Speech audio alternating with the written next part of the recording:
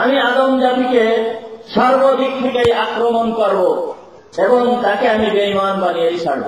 সুতরাং একটা শিশু যখন দুনিয়ায় আসে, দুনিয়ায় আসার সঙ্গে সঙ্গে এই শয়তান তার সেই মিশনকে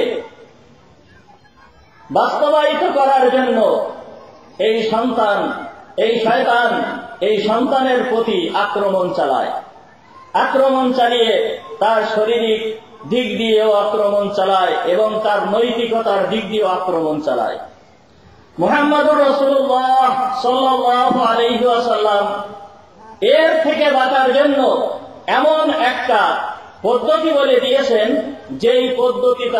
যেই পদ্ধতিটা অ্যান্টিবায়োটিকের মতন কাজ করে। এই শিশুর কানে যদি সর্বপ্রথম আযানের শব্দ এবং ইকামতের শব্দগুলি শুনিয়ে দেওয়া হয়, তাহলে এই শয়তানের আক্রমণ থেকে এই শিশু রক্ষা পায়। বিভিন্ন সময় দেখা যায় যে বিভিন্ন লোকেদেরকে জিনে ধরে, জিনে আক্রমণ করে, জিন আসে বিভিন্ন লোকের ঘাড়ে। যেই সমস্ত সন্তানদের ভূমিষ্ঠ হওয়ার সঙ্গে সঙ্গে ডান কানে আযানের শব্দ, বাম কানে ইকামতের শব্দগুলো শোনায় দেওয়া হয়েছে, এই সমস্ত লোকেদেরকে আল্লাহ তাআলা এই সমস্ত বিপদ আপদ থেকে নিরাপদ রাখেন। এই কথা কে বলছেন? মুহাম্মদুর রাসূলুল্লাহ সাল্লাল্লাহু আলাইহি ওয়াসাল্লাম বলছেন।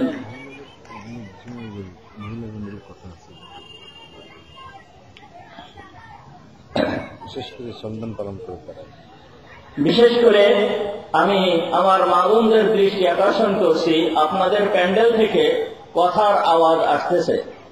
আপনারা কথা না বলে একটু নিরিবিলি ভাবে, ধীর স্থির ভাবে এই কথাগুলো একটু শুনেন।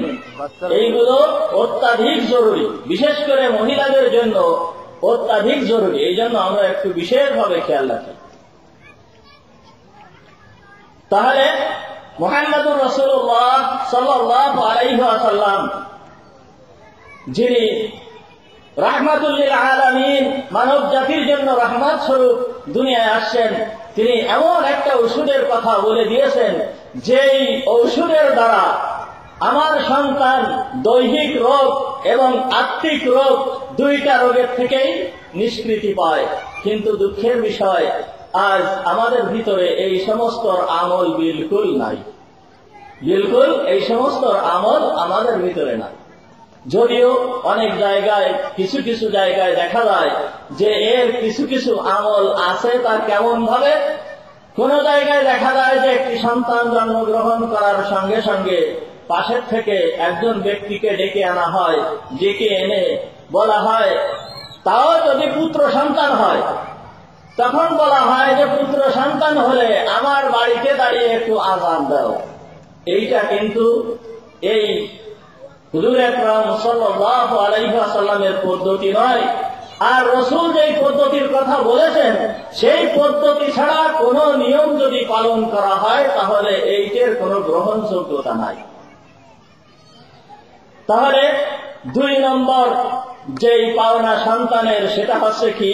সন্তান জন্মগ্রহণ করার সঙ্গে সঙ্গে তার ডান কানে আযান এবং বাম কানে ইকামতের শব্দগুলি শুনিয়ে দেওয়া। 3 নম্বর পাওনা সন্তানের 3 নম্বর পাওনা।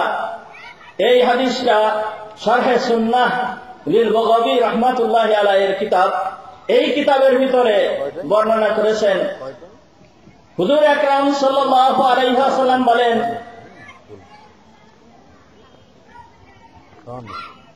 আমিতু আনহুল আযা। হুজুর আকরাম সাল্লাল্লাহু আলাইহি ওয়াসাল্লাম বলতেছেন, আমিতু আনহুল আযা, অর্থাৎ সন্তান যখন জন্মগ্রহণ করলো, সন্তান জন্মগ্রহণ করার পর 7 দিন, যখন তার বয়স 7 দিন হবে, তখন তার মাথার চুলগুলো ফেলে দাও। আমিতু আনহুল আযা, তার মাথার চুলগুলো ফেলে দাও। এই চুলগুলো ফেলে দিয়ে, চুলগুলো কেটে এই চুলের ওজনে স্বর্ণ বা রূপা এইটাকে সৎকা করে দেওয়া। এইটা হলো সন্তানের 3 নম্বর হক। সন্তানের 4 নম্বর হক এইটা হচ্ছে যে ওই 7ম দিনে মুহাম্মদুর রাসূলুল্লাহ সাল্লাল্লাহু আলাইহি ওয়াসাল্লাম বলেন, মান বুলিদা লাহু ওয়ালাদুন ফাআহাব্বা আইয়ানসুকা আনহু ফালইয়ানসুক। যেই ব্যক্তি আকিকা করার সামর্থ্য রাখে সেই ব্যক্তি যেন ওই সপ্তম দিনে আকিকা করে। তাহলে সন্তানের 4 নম্বর হক কি? আকিকা করা। সপ্তম দিনে আকিকা করা। যদি সপ্তম দিনে কেহ আকিকা করতে না পারে, পরবর্তীতে যে কোনো সময় আকিকা করে দিলে হবে। কিন্তু এই আকিকা করার যে নিয়ম পদ্ধতি মুহাম্মদুর রাসূলুল্লাহ সাল্লাল্লাহু আলাইহি ওয়াসাল্লাম বলেছেন, সেই নিয়ম পদ্ধতিতে যদি আমরা আকিকা না করি তাহলে এই আকিকারও কোনো মূল্য নাই। বরঞ্চ এই সুন্নাতটাকে আমাদের ভিতরে পালন করতে দেখা যায়, সেইটা এমন ভাবে পালন করি যেইটা মুহাম্মদুর রাসূলুল্লাহ সাল্লাল্লাহু আলাইহি ওয়াসাল্লামের পদ্ধতিতে নয়। সেটা হচ্ছে কি, যখন আমরা আকিকা করি, আকিকা করার সময় আমাদের আত্মীয় স্বজন বা ধনী ধনী লোক যারা আছে শুধুমাত্র তাদেরকেই দাওয়াত দিয়ে থাকি। এবং দাওয়াত দিয়ে এর ভিতরে দাওয়াত দিয়ে এদেরকে কি জন্য? যে তার থেকে আমার কিছু আশা থাকে, আমার কিছু পাওনা থাকে, এই পাওনাগুলোকে আদায় করার জন্য, বা আমার কিছু চাহিদা থাকে, সে চাহিদা কি? তার থেকে আমি মোটা অঙ্কের টাকা বা উপঢৌকন এইগুলো পাওয়ার জন্য আমরা এই আকিকা করে থাকি। সুতরাং এইভাবে যদি আকিকা করা হয় তাহলে সুন্নাত আদায় হবে না। মুহাম্মদুর রাসূলুল্লাহ সাল্লাল্লাহু আলাইহি ওয়াসাল্লামের সুন্নাত এইটা নয়। এইটা গেল 4 নম্বর হক। 5 নম্বর হক হচ্ছে হুজুর আকরাম সাল্লাল্লাহু আলাইহি ওয়াসাল্লাম বলেন, মান বুলিদা লাহু ওয়ালাদুন ফালইউহসিন ইসমাহ। মান বুলিদা লাহু ওয়ালাদুন ফালইউহসিন ইসমাহ। যেই ব্যক্তির একটা সন্তান জন্মগ্রহণ করলো, ওই ব্যক্তি যেন একটা সুন্দর নাম রাখে, সন্তানের একটা সুন্দর নাম রাখে। এই সুন্দর নাম রাখা সন্তানের পাওনা মা বাপের কাছে। কিন্তু আমরা দুঃখের বিষয়, আজ আমরা এই আধুনিক যুগ, বর্তমান ডিজিটাল যুগে নামও হয়ে গেছে সেই রকম ডিজিটাল, আধুনিক পদ্ধতিতে আধুনিকভাবে সন্তানের নাম রাখি। হযরত ওমর রাদিয়াল্লাহু তাআলা আনহু শাসনামলে হযরত ওমর রাদিয়াল্লাহু তাআলা আনহুর কাছে এক ব্যক্তি এসে তার সন্তান সম্পর্কে নালিশ করলো, সন্তানের বিরুদ্ধে নালিশ করলো। নালিশ করার পরে ওমর রাদিয়াল্লাহু তাআলা আনহু বললেন, তোমার সন্তানকে নিয়ে আসো। সেই ব্যক্তি ওমর রাদিয়াল্লাহু তাআলা আনহুর সামনে তার সন্তানকে নিয়ে আসলো। সন্তানকে নিয়ে আসার পর ওমর রাদিয়াল্লাহু তাআলা আনহু বলতেছে, তোমার পিতা তোমার বিরুদ্ধে যে অভিযোগ করতেছে, এই অভিযোগ কি সত্য? তখন সন্তান বলতেছে, হ্যাঁ, আমার পিতা যে অভিযোগ করতেছে অভিযোগ সত্য, কিন্তু হুজুর আমার কিছু কথা আছে, আমার পিতার কিছু হক আছে, আমি সেই হকগুলো দিতেছি না, এই জন্য এইটা আপনার কাছে বর্ণনা করতেছে। কিন্তু পিতার পরে আমার কি কোনো হক ছিল না? পিতার পরে প্রতি আমার কি কোনো পাওনা ছিল না? সেই পাওনাগুলো কি আমার পিতা পালন করেছে? আপনি একটু সুন্দরভাবে আমার পিতার কাছ থেকে একটু শুনে দেখেন, আমার পিতা কি আমার সেই হকগুলো দিয়েছে কিনা। তখন পিতার কাছে জিজ্ঞেস করলো যে সন্তানের যে পাওনা ছিল সেই পাওনাগুলো তুমি দিয়েছো কিনা, এই সন্তানের নাম তুমি কি রেখেছো? ওই ব্যক্তি বলল, সন্তানের নাম রেখেছি জুহুল। সন্তানের নাম রেখেছি জুহুল। আমাদের সমাজে অনেকের নাম এরকম আছে, কি জুয়েল, এরকম আছে না? অনেক এইরকম ধরনের নাম আছে যেগুলো আমরা রেখে থাকি। ওমর রাদিয়াল্লাহু তাআলা আনহু বললেন, তোমার সন্তান তোমার হক কিভাবে আদায় করবে? তুমি তো সন্তানের হক আদায় করো নাই, সুতরাং সন্তানও তোমার হক কি করে আদায় করবে? ওমর রাদিয়াল্লাহু তাআলা আনহু সর্বপ্রথম ওই ছেলেটার নামকে পরিবর্তন করে অন্য একটা নাম রেখে দিলেন। সুতরাং সন্তানের যে হক আছে তার ভিতরের একটা হক আছে সন্তানের সুন্দর একটা নাম রাখা। দুঃখের বিষয় আজ আমরা এমন হয়ে গেছি যে আমাদের সন্তানদেরকে এমন এমন নাম রাখি যেই নাম কোন ইসলামিক নাম নয়। আমরা দাবি করি মুসলমান, দাবি করি মুহাম্মদুর রাসূলুল্লাহ সাল্লাল্লাহু আলাইহি ওয়াসাল্লামের উম্মত, কিন্তু দাবি করলে মুসলমান হওয়া যায় না, আর দাবি করলেই নবীর উম্মত হওয়া যায় না।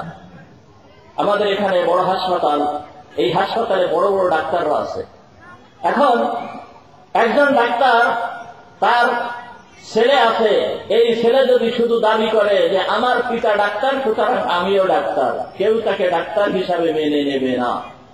ডাক্তার হতে গেলে কিছু বিশেষ গুণের অধিকারী হতে হয়, তাকে এই ডাক্তারি বিদ্যা অর্জন করতে হয়, এরপরে যে তাকে ডাক্তার হতে হয়, তা না হলে তাকে ডাক্তার বলা চলে না। সুতরাং পিতা ডাক্তার হলে ডাক্তার হওয়া যায় না, পিতা ইঞ্জিনিয়ার হলে ইঞ্জিনিয়ার হওয়া যায় না, পিতা বড় ব্যবসায়ী হলে বড় ব্যবসায়ী হওয়া যায় না। ঠিক তেমনি ভাবে আমাদের বাপ দাদারা মুসলমান, তাই মুসলমান হওয়া যায় না। আমাদের বাপ দাদারা নবীর উম্মত, তাই নবীর উম্মত হওয়া যাবে না যতক্ষণ না পর্যন্ত আমি ইসলামের কাজগুলোকে পরিপূর্ণভাবে আমি পালন না করব, ততক্ষণ পর্যন্ত মুসলমান হওয়া যাবে না। মুহাম্মদুর রাসূলুল্লাহ সাল্লাল্লাহু আলাইহি ওয়াসাল্লামের আদর্শ অনুযায়ী আমি যতক্ষণ না পর্যন্ত না চলব, ততক্ষণ পর্যন্ত আমি মুহাম্মদুর রাসূলুল্লাহ সাল্লাল্লাহু আলাইহি ওয়াসাল্লামের উম্মত হতে পারব না। অনেক সময় দেখা যায় আমরা সন্তানদের ভালো নাম রাখি, কিন্তু সেই ভালো নামটা এমন ভাবে রাখি যেই নামটাকে কোনো সময় ব্যবহার করা হয় না। যেই নামটা, ওই নামটা যেই দিন রাখা হয়েছে সেই দিন থেকেই ওই নামটাকে একেবারে রুমালি পেঁচায় সুন্দর করে শোকেসের ভিতরে তুলে রাখা হয়েছে, ও আর বাহির করার সুযোগ হয়নি। এমনকি দেখা যায় বিবাহের সময়ও যদি জিজ্ঞেস করা হয় আপনার মেয়ের নাম কি, এই সে মেয়ের নাম বলতেই পারে না, এরকম অবস্থাও হয়ে যায়, অনেক সময় দেখা যায়। সুতরাং এইরকম হলে চলবে না। সন্তানের যে পাওনা, সন্তানের যে হক, সেটাকে দিয়ে দিতে হবে। অনেক সময় দেখা যায় যে আমরা নাম রাখার ভিতরে এমনও করি, সমস্যা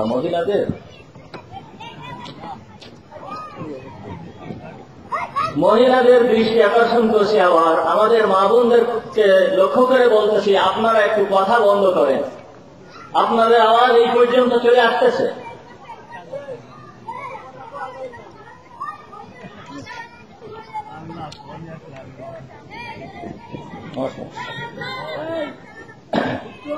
আউযু বিল্লাহি মিনাশ শাইতানির রাজীম।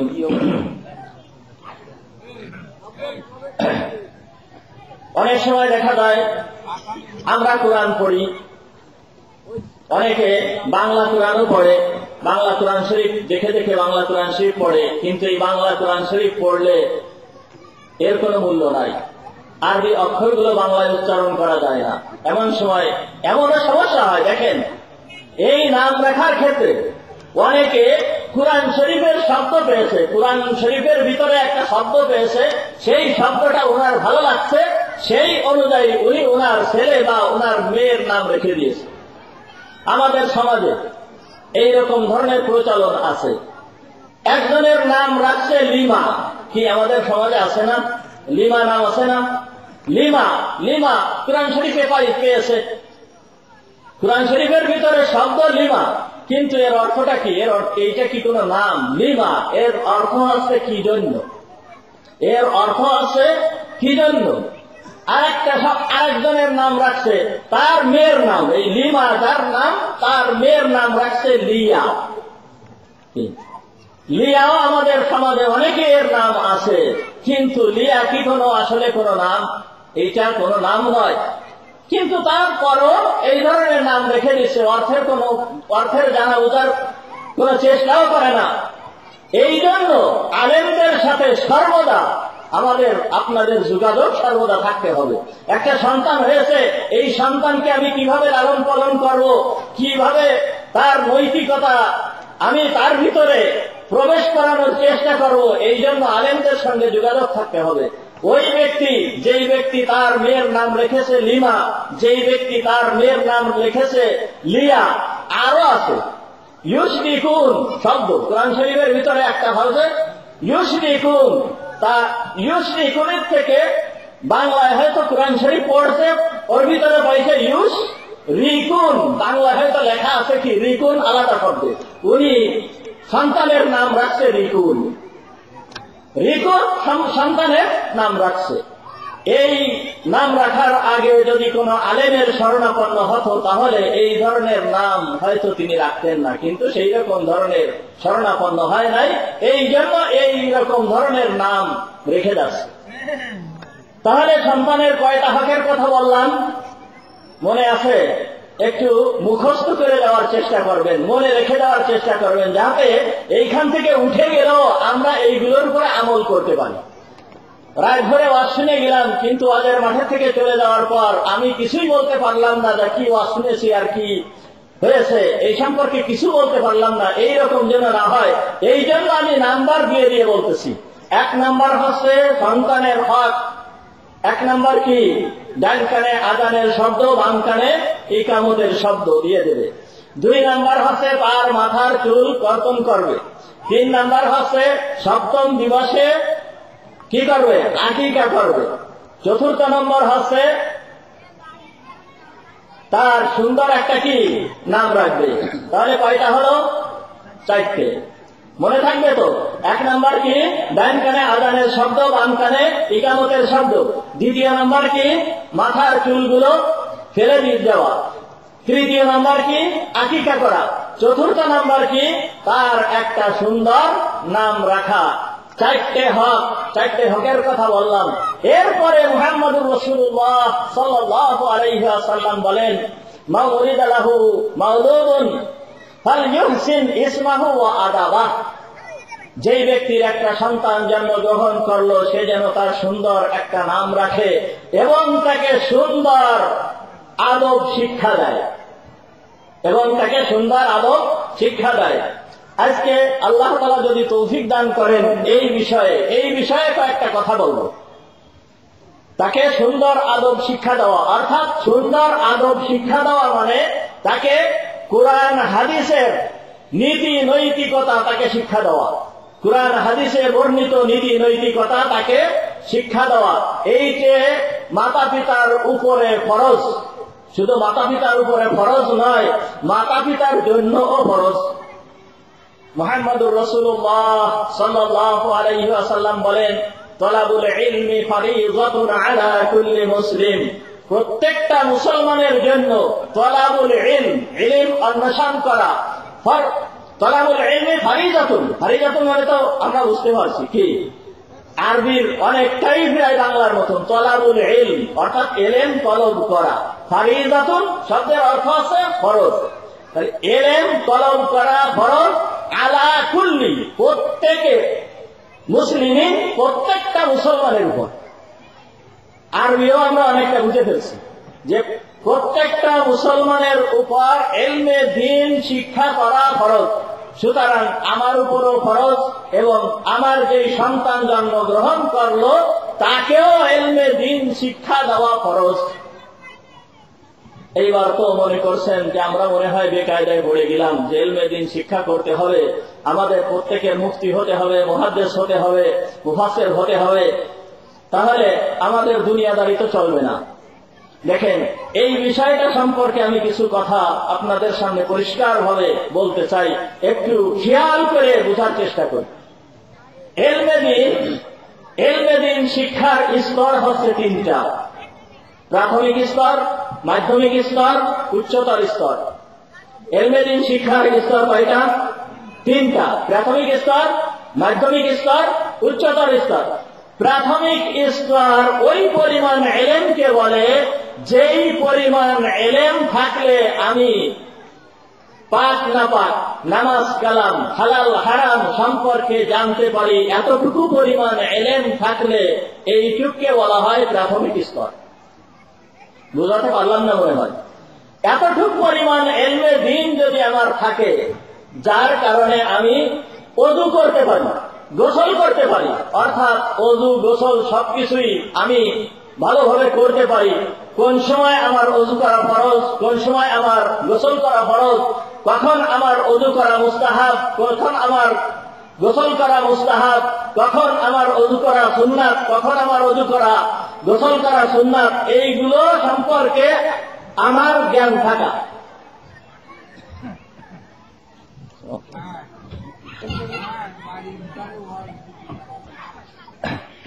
সুতরাং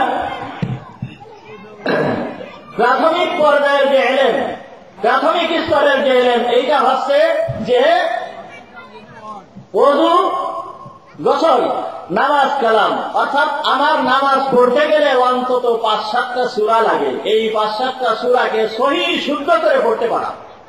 এবং আমি যেই কাজ করি না কেন, আমি যদি চাকরি করি কোন পদ্ধতি চাকরিটা আমার হালাল হবে, আমি যদি ব্যবসা করি কোন পদ্ধতিতে ব্যবসা করলে ব্যবসাটা হালাল হবে, আমি যদি অন্য যে কোনো কাজ করি না কেন, এই যে কোন পদ্ধতিতে আমার জন্য হালাল এবং কোন পদ্ধতিতে আমার জন্য হারাম, এতটুক পরিমাণ এলেমকে বলা হয়, এই স্তরকে বলা হয় এলেমের প্রাথমিক স্তর। মাধ্যমিক স্তর অর্থাৎ যেই পরিমাণ, ওই পরিমাণ এলেমকে বলা হয় যেই পরিমাণ এলেম থাকলে মাদ্রাসায় যেই সমস্ত পাঠ্যপুস্তকগুলো আছে এইগুলোকে পড়ানোর মতন যোগ্যতা হয়, এই পরিমাণ এলেমকে বলা হয় এলেমের মাধ্যমিক স্তর। উচ্চতর স্তর অর্থাৎ মানব জীবনের যত সমস্যা আছে সমস্ত সমস্যার সমাধান কোরআন এবং হাদিসের আলোকে দিতে পারা, এইটা হচ্ছে উচ্চতর স্তর। তাহলে এলমে দিন শিক্ষার স্তর কয়টা? 3টা। প্রাথমিক স্তর, মাধ্যমিক স্তর, উচ্চতর স্তর। প্রাথমিক স্তর, এই প্রাথমিক স্তরের যে এলেমটা আছে, এই এলেমটা শিক্ষা করা প্রত্যেকটা মুসলমান নরনারীর জন্য ফরজ। প্রাথমিক স্তরের যে এলেমটা আছে, এই এলেমটা শিক্ষা করা প্রত্যেক মুসলমান নরনারীর উপরে ফরজ। মাধ্যমিক এবং উচ্চতরের যে এলেম আছে, এইটা শিক্ষা করা প্রত্যেকের উপরে ফরজ না, এইটা হচ্ছে ফরজে কিফায়া। যদি কেউ শিক্ষা করে সে বহুত উচ্চ মর্যাদার অধিকারী হবে, সে বহুত উচ্চ মর্যাদার অধিকারী হবে। হুজুর আকরাম সাল্লাল্লাহু আলাইহি ওয়াসাল্লাম বলেন, খায়রুকুম মান তাআল্লামাল কুরআন ওয়া আল্লামা, তোমাদের ভিতরে ওই ব্যক্তি সবচেয়ে শ্রেষ্ঠ যে ইলমে দ্বীন শিক্ষা করে এবং অপরকে শিক্ষা দেয়। এইটা উচ্চতরের মাধ্যমিক স্তরের যে এলেম আছে, এইটার কথা হুজুর আকরাম সাল্লাল্লাহু আলাইহি ওয়াসাল্লাম বলেছেন। আর ওই হাদিসের ভিতরে তলাবুল ইলমি ফারিদাতুন আলা কুল্লি মুসলিম, এটা হচ্ছে প্রাথমিক স্তরের এলেম। এই প্রাথমিক স্তরের ইলমে দ্বীন শিক্ষা করা প্রত্যেকটা মুসলমান নরনারীর উপরে ফরজ। এই প্রাথমিক স্তরের এলেম যদি আমরা শিক্ষা না করি, তাহলে আমাদের একটা ইবাদত বন্দেগীও ঠিক মতন হবে না। আমি যদি ওযু করতে না জানি, সারা জীবন নামাজ পড়ে গেলাম, আমার নামাজ হবে না। আমি যদি গোসল করতে না জানি, সারা জীবন গোসল করে নামাজ পড়ে গেলাম, আমার নামাজ হবে না। আমি যদি হালাল হারাম না জানি, কোনটা হালাল কোনটা হারাম, তাহলে আমার অবশ্যই জাহান্নামী হতে হবে। কি জাহান্নামী হওয়া লাগবে না? অবশ্যই জাহান্নামী হওয়া লাগবে। সুতরাং প্রাথমিক স্তরের যে এলেমটা আছে, এই শিখতে কত সময় লাগে? বেশি সময় লাগে না, সামান্য সময়ের প্রয়োজন। আপনারা কোরআন কাফেলার ছাত্র যারা আছেন, তারা আল্লাহর রহমতে অনেকেই এই প্রাথমিক স্তরের যে এলেম আছে এইগুলোকে শিক্ষার চেষ্টা করতেছেন। এবং আমি তো মনে করি আমাদের উলামায়ে কিরাম আছেন, আমার শ্রদ্ধেয় উস্তাদ উনি আছেন, বহুত বড় আলেম। জিজ্ঞেস করে দেখবেন যে এই পরিমাণ এলেম যদি না শিক্ষা করি অবশ্যই জাহান্নামী হতে হবে, এর ভিতরে কোনো সন্দেহ নাই। আমার সন্তানাদিকে যদি আমি এই এলেম শিক্ষা না দিতে পারি, এতটুকু পরিমাণ এলেম, এতটুকু পরিমাণ জ্ঞান যদি আমি শিক্ষা না দিতে পারি, তাহলে অবশ্যই এর জন্য আমার জাহান্নামের আগুন ভোগ করতে হবে, এর ভিতরে বিন্দুমাত্র সন্দেহ নাই। কিন্তু আজ আমরা কি করতেছি? আমাদের কি অবস্থা হয়ে গিয়েছে? আমরা আজ কোন পথে চলতেছি? যতটুকু পরিমাণ, যেই পরিমাণ জ্ঞানটা শিক্ষা করা খরচ মুসলমানের জন্য, যা না শিখলে নয়, এতটুকু পরিমাণ জ্ঞান আমাদের সন্তানদেরকে আমরা শিক্ষা দিতে পারতেছি না।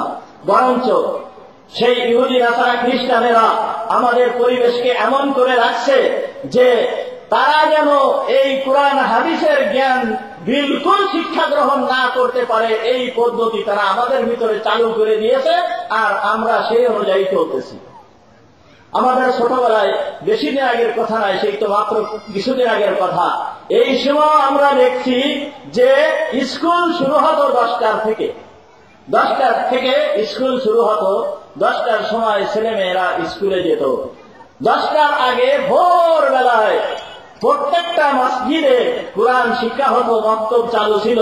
ইমাম সাহেব, মুয়াজ্জিন সাহেব এই মক্তবে ছেলে মেয়েদেরকে কোরআন শিক্ষা দিত।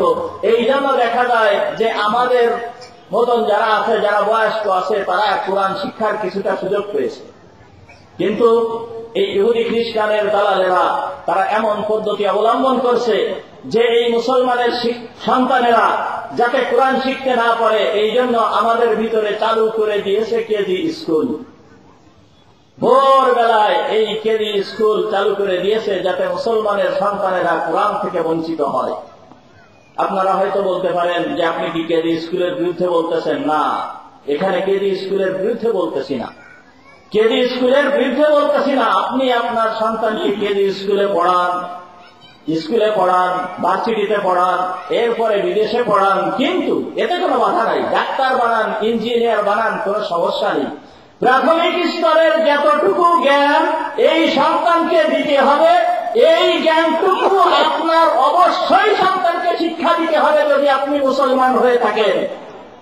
মুসলমান হলে এই জ্ঞানটুকু অবশ্যই শিক্ষা দিয়ে আপনার এই সন্তানকে ডাক্তার বানান, ইঞ্জিনিয়ার বানান, যা করেন না কেন, এতে কোনো আপত্তি নাই, তা করতে পারেন।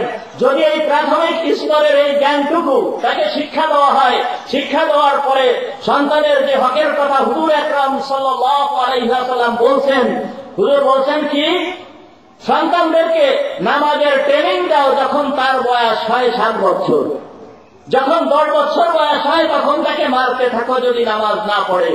তাহলে 7 বছরের থেকে নামাজের ট্রেনিং দিয়ে 10 বছরে তাকে আমি মসজিদে যাওয়ার মতন অভ্যাস যদি করে দিই, তাহলে এই সন্তান জীবনে কোনদিন বেঈমান হতে পারে না, এই সন্তান কোনদিন নাস্তিক হতে পারে না, এই সন্তান কোনদিন মুরতাদ হতে পারে না। সে যত বড় ডাক্তার হোক না কেন, যত বড় ইঞ্জিনিয়ার হোক না কেন, যত বড় সরকারি চাকরিজীবী হোক না কেন, সে আমেরিকায় পড়ুক আর যেখানে পড়ুক না কেন, এ জীবনের কোনদিন তার ওই মূল সেই ইমানের থেকে ফিরে কখনো আসতে পারে না। কিন্তু আজ আমরা গার্জিয়ানেরা কি করতেছি, আমাদের এই সন্তানদেরকে কলিজার টুকরা একটা সন্তান, দুনিয়ার ভিতরে যত যা কিছু সৃষ্টি করেছেন সবচেয়ে শ্রেষ্ঠ নিয়ামত হচ্ছে আল্লাহ তাআলা আমাকে যে সন্তানটা দিয়েছেন, এই সন্তানকে কত সুন্দর করে সৃষ্টি করেছেন। তার মাথা দিয়েছেন, কান দিয়েছেন, চোখ দিয়েছেন, নাক দিয়েছেন, সমস্ত কিছুকে কমপ্লিট করে সৃষ্টি করে দিয়েছেন। এমনকি এই সন্তানের ভিতরে এমন একটা যোগ্যতা আল্লাহ তাআলা দান করেছেন, যেই যোগ্যতা থেকে বলা হয় ফিতরাত। মুহাম্মদুর রাসূলুল্লাহ সাল্লাল্লাহু আলাইহি ওয়াসাল্লাম বলেন, কুল্লু মাউলুদিন ইউলাদু আলাল ফিতরাহ। সমস্ত মুসলমানের সন্তানেরা ফিতরাতের উপরে জন্মগ্রহণ করে, অর্থাৎ ইসলাম কবুল করার যোগ্যতা নিয়ে সে জন্মগ্রহণ করে। আজ আমরা গার্জিয়ানেরা এই সন্তানকে এই যোগ্যতাটা থেকেও বঞ্চিত করতেছি। আজকে একটা সন্তানকে কেজি স্কুলে পড়াচ্ছি, তারপরে প্রাথমিক পর্যায়ে প্রাথমিক বিদ্যালয়ে পড়াচ্ছি, স্কুলে পড়াচ্ছি, তারপরে কলেজে পড়াচ্ছি, তারপর ভার্সিটিতে পড়াচ্ছি। এরপর দেখা যাচ্ছে যে এই সন্তান বিদেশে পড়তেছে। এই সময়ের ভিতরে আমি তাকে প্রাথমিক জ্ঞানটুকু দিতে পারি নাই, কোরআন হাদিসের প্রাথমিক জ্ঞানটুকু দিতে পারে নাই। এই সন্তানটা 4 বছর বয়সের থেকে নিয়ে এই 30-32 বছর বয়স পর্যন্ত সে যে এই তার জীবনের মূল্যবান সময়টুকুকে নষ্ট করেছে, এর ভিতরে সে কি দোয়া কুনুতটা শিখতে পেরেছে, সূরা ইখলাসটা শিখতে পেরেছে, নামাজের ভিতরে 13টা ফরজ এ কি শিখতে পেরেছে? এ শিখতে পারে নাই। এ শিখতে পারে নাই। সে যখন বিদেশের থেকে ডিগ্রি অর্জন করে দেশে ফিরে আসছে, সে পাক্কা একটা নাস্তিক বা বেঈমান হয়ে দুনিয়া এই আমার বাড়িতে ফিরে আসছে। বাড়িতে ফিরে আসার পর তার সমস্ত চলাফেরা সব উল্টো পাল্টা। এইরকম দেখে আমি এখন গার্জিয়ান বলতেছি যে কি হলো, আমার ছেলে কি হলো, আমার কথা শোনে না, আমার কথা মানে না, আমাকে শ্রদ্ধা করে না। এইবার দৌড়াই কার কাছে? হুজুরের কাছে যাই। হুজুর, আমার সন্তান এইরকম করতেছে, একটু তাবিজ দেওয়া যায় কিনা, একটু তাবিজের ব্যবস্থা করা যায় কিনা। এই সময় এই তাবিজে কি কাজ হবে? আমার উপরে যে দায়িত্ব ছিল সেই দায়িত্বটুকু আমি মোটেই পালন করি নাই, বরঞ্চ এই থেকে আমি বিলকুল গুরুত্ব দেই নাই। শিক্ষা দিতে হবে, খরচ ততটুকু শিক্ষা তো আমার দিতে হবে, বরঞ্চ এই শিক্ষাকে আমরা বিভিন্ন ভাবে, বিভিন্ন কথার মাধ্যমে, বিভিন্ন কটু বাক্য দিয়ে এই কুরআন হাদিসের শিক্ষাকে আমরা বিভিন্ন ধরনের উপহাস করতেছি। বরঞ্চ বলা হয় মাদ্রাসায় যারা পড়ে তাদের কোনো জ্ঞানই নেই, মাদ্রাসায় যারা পড়ে তারা হচ্ছে মূর্খ, তাদের কোনো জ্ঞান বুদ্ধি নাই। কিন্তু আপনি একজন আলেম উলামার সাথে, একজন ভালো আলেমের সাথে মিশে দেখেন তার জ্ঞান আছে কিনা। আপনি মেশেন না, শয়তান আমাদেরকে উলামাদের থেকে দূরে রেখেছে, এই জন্য আমাদের মিশার সুযোগ হয় না, মিশতে দেয় না।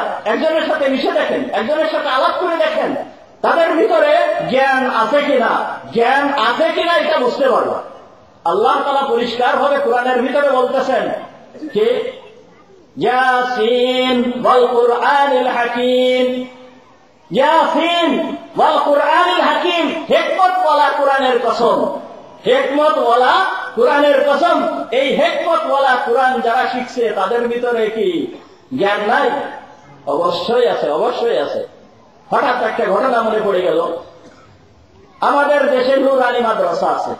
এই নুরানি মাদ্রাসাগুলোতে সাধারণত স্কুলের 5 পর্যন্ত যেই কোর্স, স্কুলের 5 পর্যন্ত বাংলা, অঙ্ক, ইংরেজি, ভূগোল, ইতিহাস যা পড়ানো হয় নুরানি মাদ্রাসাগুলোতেও তাই পড়ানো হয়, এবং কুরআন হাদিসের জ্ঞান ও তাকে সেইভাবে ওই অনুপাতে তাকে দেওয়া হয়। একজন বিশিষ্ট বুদ্ধিজীবী, সে ব্যারিস্টার, উনি বাইরে থাকেন, বাড়িতে আসছেন, বাড়িতে এসে দেখে ওনার ছোট্ট ছেলে পাঞ্জাবি পরা, পায়জামা পরা, মাথায় টুপি দেওয়া। এই দেখেই বুদ্ধিজীবীর মাথা গরম হয়ে গেছে। মাথা গরম হয়ে এমন অবস্থা হয়েছে যে বাড়িতে এসে স্ত্রীর পরে রাগান্বিত হয়ে গেছে। রাগ করে স্ত্রীকে বলতেছে, কি ব্যাপার, তুমি আমার ছেলেকে মৌলবাদী বানাচ্ছ? তুমি আমার ছেলেকে মৌলবাদী বানাচ্ছ কি জন্য? তখন স্ত্রী বলতেছে, একটু ধৈর্য ধরেন, একটু সবর করেন, আমি আপনার ছেলেকে মৌলবাদী বানাচ্ছি না, আমি আপনার ছেলেকে মৌলবাদী বানাচ্ছি না, আগে আমার কথাটা একটু শোনেন। তখন বলতেছে, কি কথা? বলতেছে, আমাদের বাড়ির পাশে একটা নুরানি মাদ্রাসা হয়েছে, আর আমাদের বাড়ির পাশে প্রাইমারি স্কুল আছে। আমি হিসাব করে দেখলাম, আর আমি নিজেই ভালো করে তদন্ত করে দেখলাম, এই নুরানি মাদ্রাসায় বাংলা, অঙ্ক, ইংরেজি এই সমস্তগুলো যেই পরিমাণ শিক্ষা দেওয়া হয়, তারা যেই পরিমাণ শিক্ষা অর্জন করতে পারে স্কুলে সেই পরিমাণ পারে না। স্কুলে সেই পরিমাণ যোগ্যতা তাদের ভিতরে হয় না। এক নুরানি মাদ্রাসার ক্লাস 3 একটা ছাত্র যেই পরিমাণ পারে, স্কুলের ভোরের যেই ছাত্র পড়ে সেও সেই পরিমাণ পারে না। এই জন্য আমি হিসাব করে দেখলাম যে 5 পর্যন্ত তাকে আমি নুরানি মাদ্রাসায় পড়াই। এই নুরানি মাদ্রাসায় যদি পড়াই, 5-এর পরীক্ষা সে স্কুলের থেকেই দেবে, কোনো সমস্যা নেই। এই হিসাব করেই আমি তাকে মাদ্রাসায় ভর্তি করিয়েছি। এই 5 পড়ার পরে আপনি আপনার ছেলেকে স্কুলে পড়ান, ভার্সিটিতে পড়ান, যেই জায়গায় পড়ান সেই জায়গায় পড়াবেন, এতে আমার কোনো আপত্তি নাই। এই কথা বুঝাই দিলেন। বুঝাই দিয়ে বুদ্ধিজীবী মনে মনে করেন, ঠিক আছে, তাহলে তুমি যখন এই সিদ্ধান্ত নিয়েছো তাহলে চলুক, এইভাবে পড়ুক। এখন এই বুদ্ধিজীবী যখন বাড়িতে আসছে, বেশ অনেকদিন পরে উনি মনে করছে আমি শ্বশুর বাড়িতে বেড়াতে যাব। শ্বশুর বাড়িতে বেড়াতে যাওয়ার জন্য রওনা হয়েছে। যখন শ্বশুর বাড়ি যাচ্ছে, ওনার স্ত্রী এবং ওনার ছেলে দুইজনকে নিয়েই শ্বশুর বাড়ি বেড়াতে যাচ্ছেন। শ্বশুর বাড়ি যাওয়ার সময় বাচ্চা ছেলে ক্লাস 3-তে পড়ে কেবল, ও যখন যাচ্ছে পথে এই হকাররা চকলেট বিক্রি করতেছে, ছেলে বলতেছে আবু চকলেট খাবো, চকলেট কিনে দেন। তখন পিতা 2 টাকা দিয়ে একটা চকলেট কিনে দিয়েছে, ওই চকলেট খাচ্ছে। যখন চকলেট খাচ্ছে, চকলেট খাওয়ার সময় অর্ধেক খাওয়া হয়ে গেছে, অর্ধেক খাওয়া হয়ে যাওয়ার পরে বাসের ভিতরে দৌড়াদৌড়ি করতেছে, লাফালাফি করতেছে, এরকম করতেছে, ওই চকলেটটা মুখের থেকে পড়ে গেছে। যখন চকলেটটা মুখের থেকে পড়ে গেছে, পড়ে যাওয়ার সঙ্গে সঙ্গেই ওই ছেলেটা বিসমিল্লাহির রহমানির রহিম বলে চকলেটটা উঠায় ভালো করে একটু মুছে দিছে, আবার গালের ভিতরে দিয়ে খেয়ে ফেলছে। খেয়ে ফেলার সঙ্গে সঙ্গে এইবার পিতা বলতেছে, আবু তুমি কি কাজ করলে? তোমাকে 2 টাকা দিয়ে একটা চকলেট কিনে দিয়েছি, তার অর্ধেকটা খাওয়া হয়ে গিয়েছে, আর বাকি আছে অর্ধেক, যার মূল্য 1 টাকা। এই 1 টাকার একটা চকলেট তুই ওই মাটির থেকে উঠায় খেলে, এটা তো বড় অভদ্র কাজ, এরকম করতে হয় না। তখন ছেলে বলতেছে, আব্বু বড় হুজুরের কাছে শুনেছি যখন কোন খাবার নিজেই পড়ে যায়, ওই খাবারটাকে উঠায় আবার ভালো করে পরিষ্কার করে এইটা খেয়ে নিতে হয়। তখন বুদ্ধিজীবী বলতেছেন যে তোমার ওই বড় হুজুরের 1400 বছর আগের কথা বর্তমানে এই ডিজিটাল যুগে চলে না। এরকম কথা যদি কেউ আমরা বলি তাহলে ঈমান থাকবে? বলতেছে যে 1400 বছর আগের কথা বর্তমানে এই ডিজিটাল যুগে চলে না, তোমার বড় হুজুরের কথা ছেড়ে দাও, ওইগুলো করতে হয় না। ধমকের সুরে পিতা ছেলেকে বলছে, ছেলে চুপ হয়ে গিয়েছে। বস রওনা হয়েছে, 3 জনই যাচ্ছে শ্বশুর বাড়ির দিকে।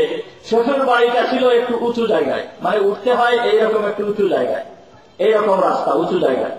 বর্ষার সময় বৃষ্টি হয়ে গিয়েছে, যখন এই উঁচু জায়গায় উঠতেছিল, উঠার সময় হঠাৎ করে ওনার স্ত্রী পা পিছলে পড়ে গিয়েছে। পড়ে যেয়ে গায়ে কাদা লেগে গিয়েছে। পড়ে যাওয়ার সঙ্গে সঙ্গেই বুদ্ধিজীবী এসে সঙ্গে সঙ্গে ওই স্ত্রীর হাত ধরে তুলে উঠাচ্ছে। এইবার ছেলে বলতেছে, আব্বু আপনি এবার কি কাজ করলেন? আপনি এইবার কি কাজ করলেন? একটু আগে আমাকে বলছেন পড়া জিনিস তুলতে নাই, এইখানে আপনি আমার আম্মুকে কেন তুলতেছেন? সামনে বাজার আছে, বাজারের থেকে অনেক আম্মু কিনা যাবে, এইটা আপনি তুলতেছেন কেন? দেখছেন কি? এই কথাটা একটু বোঝার চেষ্টা করি। এই ছোট্ট বাচ্চা, এই বাচ্চাকে বাড়ি থেকে আসার সময় বা কোনদিন একই এই জিনিসটা মুখস্থ করে আসছিল যে ভবিষ্যতে এরকম ধরনের কোন একটা ঘটনা ঘটবে, তখন আমার কি উত্তর দিতে হবে, এগুলো কি মুখস্থ করে আসছিল? মুখস্থ করে আসে নাই। যেহেতু সে এই মাদ্রাসায় পড়তেছে, মাদ্রাসার সম্পর্ক স্বয়ং আল্লাহ রাব্বুল আলামিনের সঙ্গে, আল্লাহ তাআলা তার মাথার ভিতরে বুদ্ধি দিয়ে দিয়েছে। যখন বলছে যে আব্বু এই আম্মুকে তুলতে নেই, পড়া জিনিস তুলতে নেই, তখন বুদ্ধিজীবী বলতেছে যে দেখো ওই যে তোমার নানা দাঁড়িয়ে আছে, ওই তোমার মামা দাঁড়িয়ে আছে, ওই তোমার নানি দাঁড়িয়ে আছে, ওরা যদি দেখে যে আমাদের মেয়ে পড়ে গেছে, আমার বোন পড়ে গিয়েছে, তাহলে তাকে যদি না তুলি তাহলে তারা আমার উপরে অসন্তুষ্ট হবে না?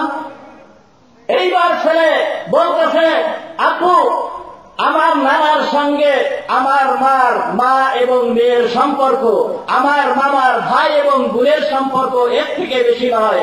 আমার মুখের থেকে যে চকলেটটা পড়ে গিয়েছিল, এই চকলেটটার সঙ্গে আমার রবের খালেক এবং মাখলুকের সম্পর্ক। সুতরাং এই থেকে যদি আমি না তুলে নিই তাহলে মহান রব্বুল আলামিন কি আমার জন্য আমাদের পরে অসন্তুষ্ট হবেন না? অবশ্যই হবেন। এই জন্য ইলমে দ্বীন যে ব্যক্তি শিক্ষা গ্রহণ করেছে সে বড় কিছু পেয়েছে। সুতরাং ইলমে দ্বীন পুরাপুরি যদি শিক্ষা গ্রহণ নাও করতে পারি তাহলে অন্তত প্রাথমিক পর্যায়ের এই ইলমে দিন যদি আমার ভিতরে না আসে, আমি যদি এই শিক্ষা গ্রহণ করতে না পারি, তাহলে আমি মুসলমান নামের কলঙ্ক, মুসলমান হিসাবে আমি পরিচয় দিতে পারবো না। বরঞ্চ যখন আমার সন্তানাদিকে আমি এই প্রাথমিক পর্যায়ে এমনটুকু যখন আমি শিক্ষা দিতে পারতেছি না বা পারবো না, এই সন্তান কি ইন্তেকাল করবেন না? এই সন্তান কি মারা যাবে না? আমি কি মরবো না? যখন আমি ইন্তেকাল করব, আমার সন্তান ইন্তেকাল করবে। আমার সন্তান যদি এর জন্য জাহান্নামের উপযুক্ত হয়ে যায়, এই সময় এই সন্তান আমার বিরুদ্ধে মামলা দায়ের করবে। কি মামলা দায়ের করবে? এই সন্তান বলবে যে, হে আল্লাহ, এই পথভ্রষ্ট হয়েছি আমার মাতা পিতার জন্য। মাতা পিতা আমাদেরকে পথভ্রষ্ট করেছিল, সুতরাং আজকে আমাদের তো শাস্তি, অবধারিত শাস্তি তো আমরা পাচ্ছি। সুতরাং আমার মাতা পিতাকে আমিও একটু নিজ হাতে, এর শাস্তিটা আমি একটু নিজ হাতে দিতে চাই। হে খোদা, আমার মাতা পিতাকে আল্লাহ তাআলা কোরআনের ভিতরে বলছেন, রব্বানা আরিনাল্লাযাইনি আযাল্লানা মিনাল জিন্নি ওয়াল ইনসি নাজআলহুমা তাহতা আকদামিনা লিয়াকুনা মিনাল আসফালিন। হে আমার রব, এই মাতা পিতাকে আমি একটু শাস্তি দিতে চাই, যেই শাস্তিটা আমি হাত দিয়ে দেব না, বরঞ্চ আমি এই শাস্তিটা আমার পা দিয়ে দেব। নাজআলহুমা তাহতা আকদামিনা, যে আমার এই মাতা পিতাকে আমি আমার পায়ের নিচে রেখে আজকে একটু শান্তি অনুভব করতে চাই। সুতরাং যে সন্তানের জন্য এত কষ্ট করতেছি, মুহাম্মদুর রাসূলুল্লাহ সাল্লাল্লাহু আলাইহি ওয়াসাল্লামের শেখানো মাত্র কয়েকটা কথা, সামান্য পরিমাণ জ্ঞান, ইলমে দ্বীন আমি তাকে শিক্ষা দিতে পারতেছি না। এই জন্য ভাইরা আমার, আমরা সন্তানের যে হকগুলো আছে, সেই হকগুলো যদি সন্তানকে দিয়ে দেই, ভবিষ্যতে সন্তানও আমার হকগুলো পরিপূর্ণভাবে আদায় করবেন, একটুও এদিক ওদিক করবেন না। কোন হুজুরের কাছে যাওয়া লাগবে না, তাবিজ আনার জন্য কোনো কিছুই করা লাগবে না, যেহেতু তার অন্তরের ভিতরে, তার মনের ভিতরে কোরআন এবং হাদিসের জ্ঞান আছে। ওয়া আখিরু দাওয়ানা আনিল হামদুলিল্লাহি রাব্বিল আলামিন। আলহামদুলিল্লাহ।